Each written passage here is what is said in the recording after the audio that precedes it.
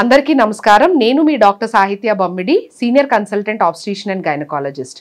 ఈ రోజు మనం మాట్లాడబోయే టాపిక్ విటమిన్ డి అండ్ వాటి ఎఫెక్ట్స్ ప్రెగ్నెన్సీలో. సో యూజువల్గా ఏమవుతుంది అంటే విటమిన్ డి అనేది బోన్ హెల్త్కి చాలా ఇంపార్టెంట్ అండి.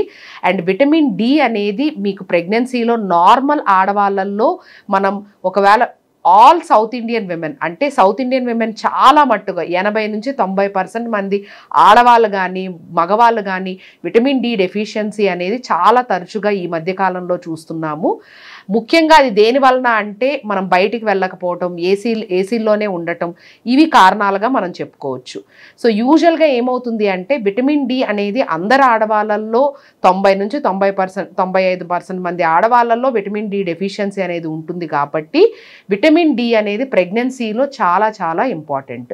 ఒకవేళ కనుక మీ విటమిన్ డి లెవెల్స్ అనేవి చాలా తక్కువగా ఉంటే దాన్ని మీరు ఇంప్రూవ్ చేసుకోవటం, ఫర్టిలిటీ కనుక అంటే మీరు ప్రెగ్నెన్సీ కనుక ప్లాన్ చేసుకున్నట్టయితే విటమిన్ డిని తప్పనిసరిగా మీరు సప్లిమెంట్స్గా తీసుకోవాల్సి ఉంటుంది.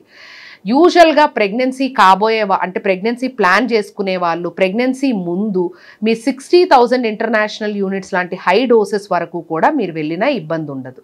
అలా కాకుండా ప్రెగ్నెన్సీలో మాత్రం అదే డోస్ కంటిన్యూ చేస్తాను అంటే మాత్రం అది కుదరదు.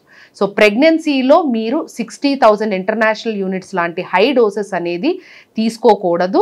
ప్రెగ్నెన్సీలో 1000 నుంచి 2000 అంటే 1000 నుంచి 2000 ఇంటర్నేషనల్ యూనిట్స్ మాత్రమే మీరు తీసుకోవాలి. అండ్ దాంతోపాటు కాల్షియం కనుక తీసుకున్నట్టయితే దాని అబ్జార్ప్షన్ అనేది బెటర్గా ఉండి మీకు ఆ ఎఫెక్ట్స్ అనేది కనిపిస్తూ ఉంటాయి. ముఖ్యంగా ఏంటి అంటే ఒబీస్ ఉండే వాళ్ళల్లో అంటే ఎక్కువగా ఇంట్లోనే ఉండేవాళ్ళు, బయటికి వెళ్ళని వాళ్ళల్లో high doses of vitamin D అనేది ప్రెగ్నెన్సీలో అవసరం ఉంటుంది. వాళ్ళకి ఆల్మోస్ట్ 2000 నుంచి 2500 ఇంటర్నేషనల్ యూనిట్స్ వరకు ప్రతిరోజు విటమిన్ డి అనేది తప్పనిసరిగా తీసుకోవాల్సి ఉంటుంది. సో మీ విటమిన్ డి రిక్వైర్మెంట్ అనేది మీ రిస్క్ బట్టి అంటే మీకుండే రిస్క్ ఫ్యాక్టర్స్ బట్టి మేము సజెస్ట్ చేస్తాము.